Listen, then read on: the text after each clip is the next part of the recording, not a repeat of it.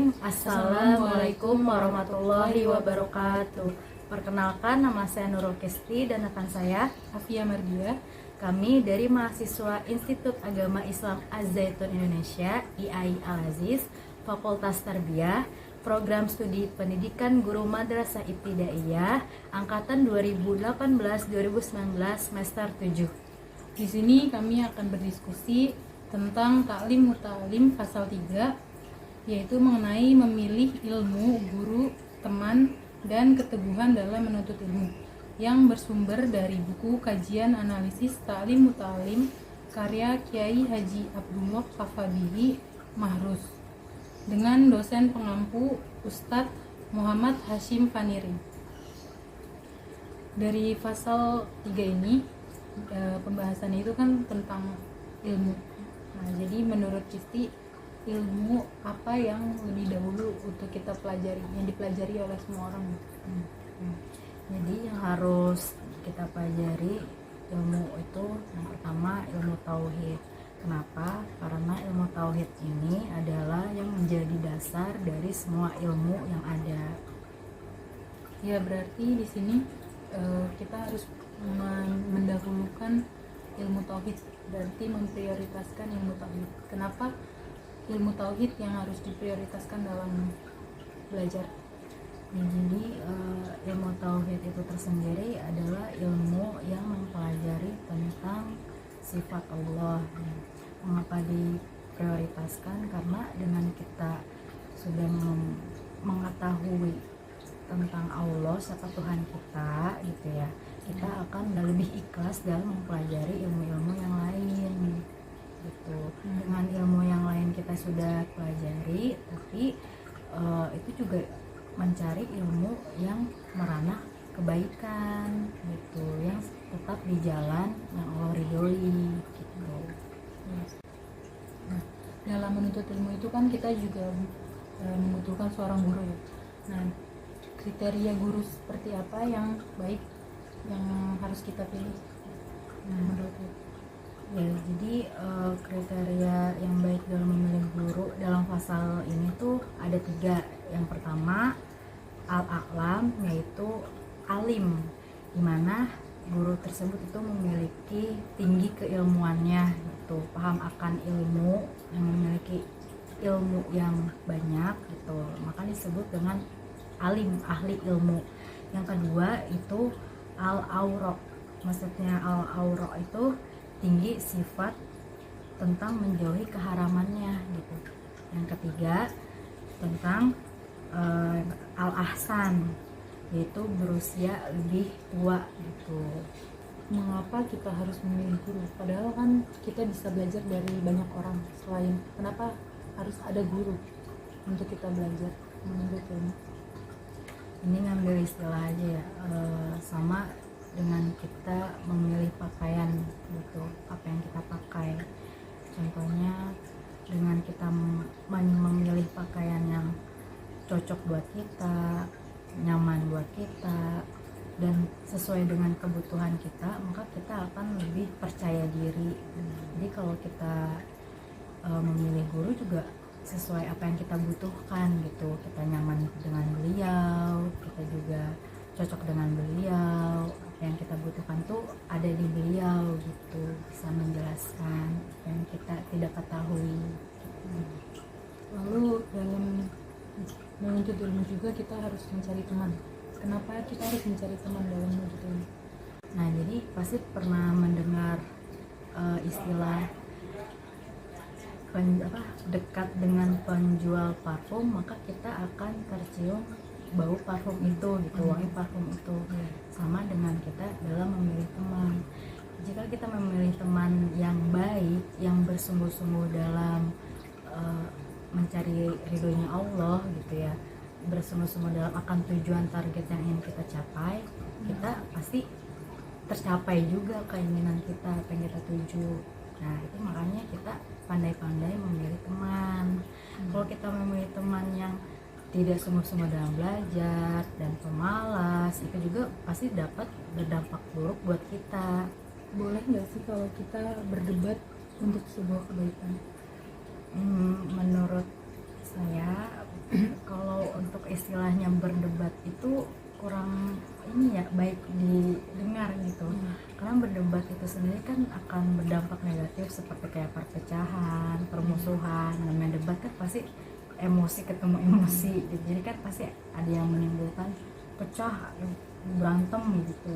Jadi mungkin lebih ke saling bermusyawarah gitu, berbicarakan baik-baik dengan apa yang kita ingin sampaikan diutarakan dengan baik-baik, terus kalau ingin mengingatkan dengan cara baik-baik gitu. Berarti kalau untuk sebuah kebaikan bisa dibilang jadinya sebutannya bukan berdebat, lebih ke untuk bermusyawarah dalam kebaikan.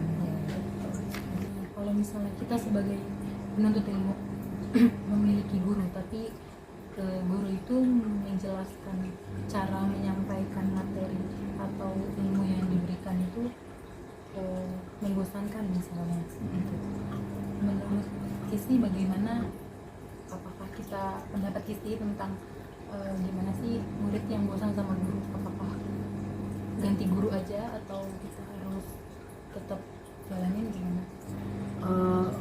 Menurut pendapat saya sih ya pasti wajar ya kita tuh menemukan seorang guru yang agak kurang seret di kita gitu tentang penyampaian guru tersebut yang menyinggung kita. Mungkin bagi beliau juga bukan menyinggung kali gitu.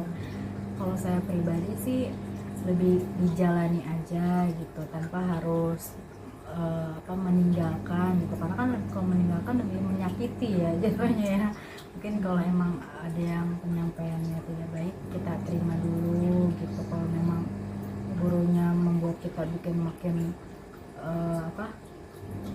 sulit kita menerima banget, jadi kayak mungkin bilang ke guru itu gitu dengan cara gitu ya, mungkin maaf Pak Bu gitu, saya kurang paham atau memang penyampaian Ibu agak bikin saya bingung gitu aja sih. Kayak karena kalau meninggalkan jatuhnya kayak nanti guru itu malah jadi murka sama kita. Niatnya kita mau mencari ilmu terhadap guru itu malah guru itu sudah murka dan gak enak sama kita tidak mendapatkan keberkahan ilmu itu. Padahal tuh sebenarnya apa yang sudah kita pelajari pasti itu ada manfaatnya di kemudian hari. Kita emang belum merasakannya aja gitu saat itu. Pasal ini kan terdapat bahwa mempelajari ilmu kuno itu lebih baik daripada ilmu baru. Nah, apa sih maksud dalam mempelajari ilmu kuno itu daripada ilmu baru? Ya, jadi yang dimaksud ilmu kuno yang ada pada pasal ini itu mungkin yaitu ilmu-ilmu yang sudah ada, yang ada pada Al-Quran dan Hadis, yang sudah pernah dikaji oleh ulama-ulama besar. Nah, dan ilmu baru yang dimaksud di sini ilmu yang sudah dikembangkan. Nah, dari sini ilmu kuno itu kan maksudnya ilmu yang sudah ada itu kalau kita mempelajari yang baru berarti memiliki perbedaan dengan ilmu-ilmu yang pernah sudah ada. Nah, sedangkan saat ini itu ulama-ulama besar itu sudah tidak ada, jadinya pastinya nantinya akan menjadikan perbedaan dan perdebatan dari ilmu baru dan ilmu lama, ilmu kuno. Jadi lebih baik kita mempelajari ilmu yang sudah ada saja daripada kita mencari yang baru lagi. Nantinya malah kalau kita mempelajari ilmu baru mungkin ada kesalahan yang membuat kita jadi sesat gitu kan. Jadi lebih baik yang sesuai aja sama yang sudah ada pada zaman dulu yang sudah ditetapkan oleh ulama-ulama gitu. Tapi apa berarti mempelajari ilmu baru itu dilarang? Sebenarnya mungkin ilmu baru yang dikatakan di sini yaitu seperti yang tadi sudah dikatakan Kisti, itu kan ilmu yang paling utama itu kan ilmu tauhid. Ya, ilmu tauhid itu ilmu tentang mempelajari tentang sifat Allah. Itu berarti yang berhubungan dengan ilmu agama. Nah, mungkin ilmu yang dimaksud di sini yaitu ilmu baru, itu ilmu yang berkaitan dengan agama. Jadi kalau ilmu baru yang berkaitan dengan agama, lebih baik kita mengikuti ilmu-ilmu yang sudah ada saja. Tapi kalau untuk ilmu baru yang seperti tentang peradaban zaman sekarang, kayak seperti ilmu teknologi, sains yang terbaru, itu wajib kita pelajari, karena kan kita juga harus mengikuti perkembangan zaman, ya kan. Jadi ada baiknya kita lebih tetap mempelajari yang itu, tapi kalau untuk agama tetap mempelajari yang sudah ada. Di luar dari pasal 3 tersebut kan dalam memilih guru itu tadi ada 3 ya, yang ahli ilmu, terus yang waro gitu ya, yang menjauhi keharaman gitu, paham, terus yang ketiga yang lebih tua usianya. Nah, di luar dari itu sebenarnya kita bisa melihat gak sih gimana caranya memilih guru yang baik gitu. Kalau untuk saat ini ya, kebanyakan orang saat ini itu mencari guru itu pasti dilihat dari latar belakang gurunya dulu. Latar belakang gurunya dulu, seperti pendidikannya terakhir seperti apa, lalu dan yang pasti yang paling utama harus kita lihat itu karakter gurunya, seperti sifatnya gurunya itu seperti apa, sosialisasinya dia kepada lingkungan sekitarnya, baik tidaknya dia sebagai guru dalam mengajar, itu juga termasuk. Mengapa harus alim gitu yang dipilih dalam mencari guru? Alim dan lebih tua gitu Ya, karena alim itu kan maksudnya ahli ilmu ya. Ahli ilmu itu berarti orang yang ahli dalam ilmu tersebut. Misalnya seperti kita mempelajari sebuah ilmu, seperti misalnya ilmu tafsir, kita harus mencari guru yang ahli dalam ilmu tafsir tersebut gitu. Jadi saat menuntut ilmu juga kita nggak boleh misalnya mencari guru tuh yang sembarangan, yang belum tentu dia bisa ilmu tafsir, tapi kita belajar ilmu tafsir lewat dia gitu, hanya karena pengetahuan dia yang setahunya dia gitu. Dan kalau untuk guru, kenapa kita harus mencari guru yang lebih tua, itu karena kebanyakan guru-guru yang lebih tua itu yang lebih berpengalaman, dan juga guru-guru yang lebih tua itu lebih bijaksana dalam mengambil keputusan, juga memberikan ilmunya itu lebih mendalam sesuai dengan apa yang sudah dia alami biasanya. Kenapa? Maka dari itu kita harus mencari guru yang lebih tua. Zaman sekarang kan banyak guru-guru itu yang muda-muda nih, tapi muridnya justru yang tua-tua tuh. Iya. Sedangkan tadi kan kita dalam mencari guru itu yang lebih tua gitu. Tapi nyatanya di zaman sekarang kebanyakan guru-guru tuh yang muda. Itu gimana sih? Kenapa bisa begitu gitu? Contohnya kayak di perguruan tinggi ya, pada zaman sekarang itu kebanyakan yang dosen itu di usia muda dia sudah menjadi dosen. Akhirnya yang usia tua yang masih dikasih kesempatan untuk kuliah, belajar lagi, menuntut ilmu, biasanya ya bisa kita lihat mungkin umumnya di Indonesia ya, karena di Indonesia itu kan kebanyakan orang-orang yang dulu itu lebih mementingkan mencari nafkah dulu. Iya, baru setelah dia tua, udah usia tua, dia baru sadar bahwa ilmu itu penting. Akhirnya dia belajar kembali. Selanjutnya, dalam memilih teman itu dalam memilih teman untuk mencari ilmu itu, apakah harus orang yang pandai mencari ilmu juga gitu? Ya, seperti yang tadi udah dikatakan Kisti ya, tentang pepatah, kalau kita berteman dengan yang orang yang menjualnya wangi, kita akan wangi, kalau enggak ya enggak.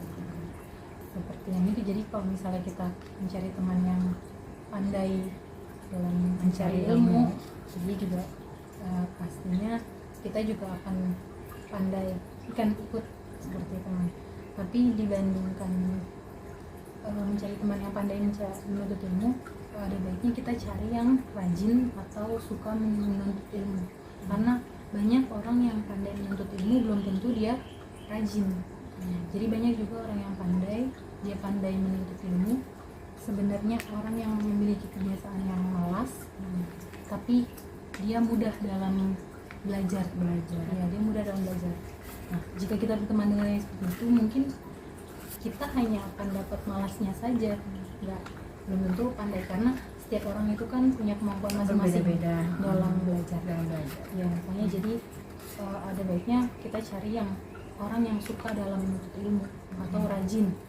Kalau kita rajin, pastinya kita minder. Kalau misalnya teman kita rajin, kita enggak. Jadi kita akan ikut rajin dan suka belajar, meskipun dia nggak pandai dalam menuntut ilmu, ya seenggaknya kita bisa dapat energi yang baik gitu, yang positif dari dia.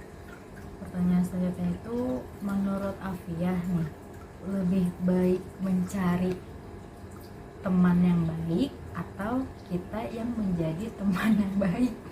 Itu gimana tuh menurut Afiyah? Jadi kalau misalnya kita berteman dengan seseorang ya, jika kita kan nggak ada yang tahu sifat asli dari seseorang. Jadi saat kita mulai berteman dan kita tahu dia kurang baik, ada baiknya kita memberi batasan ke dia dan Terhadap diri kita untuk berteman pada dia gitu ya. Jadi kita emang harus nyari teman yang baik. Tapi bukan berarti kalau kita udah punya teman kita jauhin hanya karena dia nggak baik. Jadi sama aja kita nggak jadi teman yang baik bagi dia. Jadi ada baiknya mungkin kita memberi batasan agar kita nggak ikut buruknya dia gitu. Jadi kita cukup kita tahu dia, kenal dia sebagai teman gitu. Jadi selain kita menjadi teman, selain kita mencari teman yang baik, kita juga harus menjadi teman yang baik. Baiknya seperti itu. Kan ada istilah juga, kalau mau dibaikin sama orang lain, kita juga harus baik sama orang lain. Kalau kita mau dihargai sama orang lain, kita juga harus menghargai orang lain. Itu makanya untuk pertahanan pertemanan seperti itu ya, dalam pergaulan harus dipilih dengan baik. Sekian dari kami, kurang lebihnya mohon maaf. Semoga pembahasan kami mengenai taklim pasal 3, yaitu memilih ilmu, guru, teman, dan keteguhan dalam menuntut ilmu, dapat bermanfaat. Jika ada kritik, saran, dan pendapat dari teman-teman, langsung saja ketik di kolom komentar di bawah ini ya. Wassalamualaikum warahmatullahi wabarakatuh.